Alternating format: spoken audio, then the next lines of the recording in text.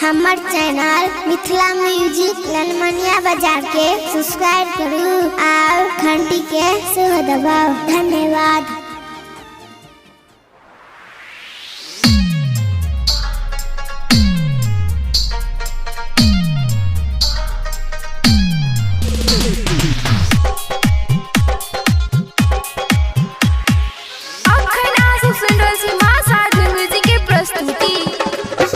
Music by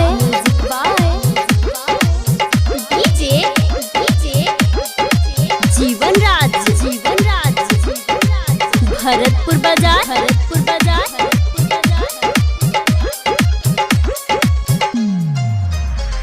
ओई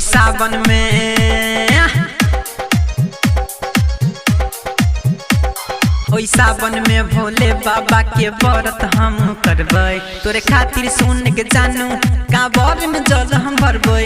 ओई सावन में भोले बाबा के व्रत हम करबै। तोरे खातिर सुन के जानू कांवर में जल हम भरबै। सोना चल देव घर भोले बाबा के जल ढार। सोना चल देव घर भोले बाबा के जल ढारे।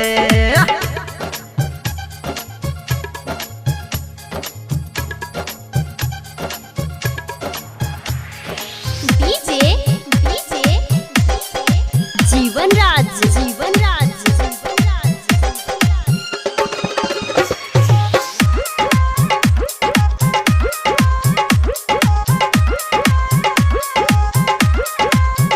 वायरस कोरोना के चलते भीड़ रहते कम के हमारा संग चल चूड़ी किन देव हम गे। वायरस कोरोना के चलते भीड़ रहते कम के हमारा संग चल चूड़ी किन देव हम गे। हिम्मत न करी है सोना तू कखनो कम के यदि डर है तो सपी है नाम बोले बम के। किया है छवि तोर संगे चल देव घर डाम की सुन जे तो जरे जरे। डीजे आर्यन अदिति के डीजे पे बजे गाना हरे हरे। किया है छवि तोर संगे चल देव घर डाम की सुन जे तो जरे जरे। डीजे आर्यन अदिति के डीजे पे बजे गाना हरे हरे। कि सोना चल देव घर भोले बाबा के जल ढार। कि सोना चल देव घर भोले बाबा के जल ढार।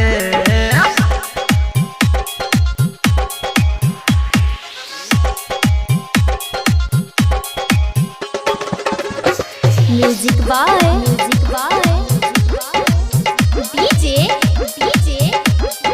जीवन राज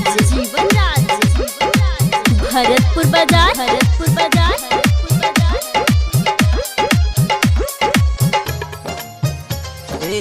लफुवायन कैसे करे छौ यतेक परेश गे। याब तो लगा ले बोल बम के ड्रेस गे। लफुवायन कैसे करे छौ यतेक परेश गे। याब तो लगा ले बोल बम के ड्रेस गे। भाई रुपए से देता पैसा उधार के राइटर जितेंद्र लगे तो कांवर के जोगार के। सुन चल हम जाय छियो तनी चिलम में गाजा भरे। भूत प्रेत न एतो सुन के जान गाजा चिलम के डरे। सुन चल हम जाय छियो तनी चिलम में गाजा भरे। भूत प्रेत न एतो सुन के जान गाजा चिलम के डरे। के सोना चल देव घर भोले बाबा के जल ढार। के सोना चल देव घर